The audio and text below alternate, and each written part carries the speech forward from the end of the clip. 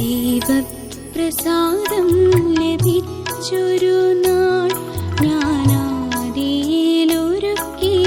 മർമ്മം കണ്ടു. ഞാനാകുന്നവൻ ഞാനരുളിയ ദൈവമോ താതനായി വെളിപ്പെടുത്തി. യേശു വെളിപ്പെടുത്തി. യേശു വെളിപ്പെടുത്തി. ദൈവപ്രസാദം ലഭിക്കുക എന്നത് എക്കാലത്തുമുള്ള മനുഷ്യൻ്റെ വലിയ ആഗ്രഹമാണ്.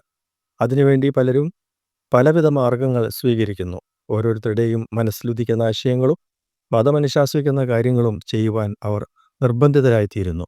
വലിയ അധ്വാനവും പണവും അതിനുവേണ്ടി ചെലവഴിക്കുകയും ചെയ്യുന്നു. ഇതെല്ലാം ചെയ്തിട്ടും പലപ്പോഴും ഫലമൊന്നും ലഭിക്കാറില്ല എന്നതാണ് വാസ്തവം. ദൈവപ്രസാദം ലഭിക്കുവാനായി എന്ത് ചെയ്യണമെന്ന് ചോദിച്ച യഹൂദന്മാരോട് യേശു പറഞ്ഞു, ദൈവത്തിന് പ്രസാദമുള്ള പ്രവൃത്തി ദൈവം അയച്ചവനിൽ വിശ്വസിക്കുക എന്നുള്ളതാണ്. യോഹന്നാൻ 6:29. വിശ്വാസം കൂടാതെ ദൈവത്തെ പ്രസാദിപ്പിക്കുവാൻ കഴിയുന്നതല്ല. എബ്രായർ 11:6.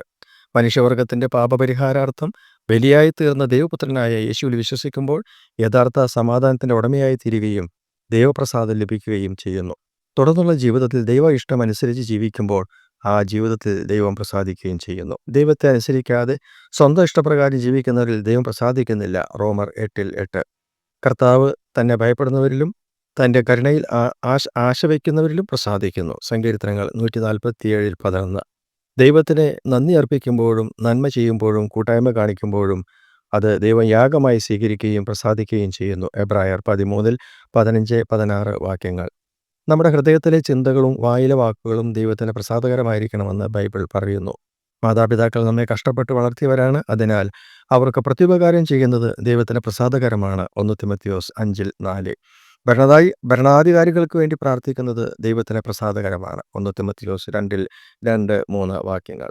ഒരുത്തൻ്റെ വഴിയിൽ ദൈവത്തിന് ഇഷ്ടമായാൽ ശത്രുക്കളെ പോലും ദൈവം ഇണക്കും എന്ന് സദൃശം 16:7 പറഞ്ഞിരിക്കുന്നു. ക്രിസ്തു പറഞ്ഞു, ഞാൻ എല്ലായ്പ്പോഴും പിതാവിനെ പ്രസാദകരമായി ചെയ്യുന്നു. യോഹന്നാൻ 8:29. പ്രിയമുള്ളവരെ, നമുക്കും ദൈവത്തിൻ്റെ ഇഷ്ടമനുസരിച്ച് ജീവിക്കാം, ദൈവപ്രസാദം നേടാം.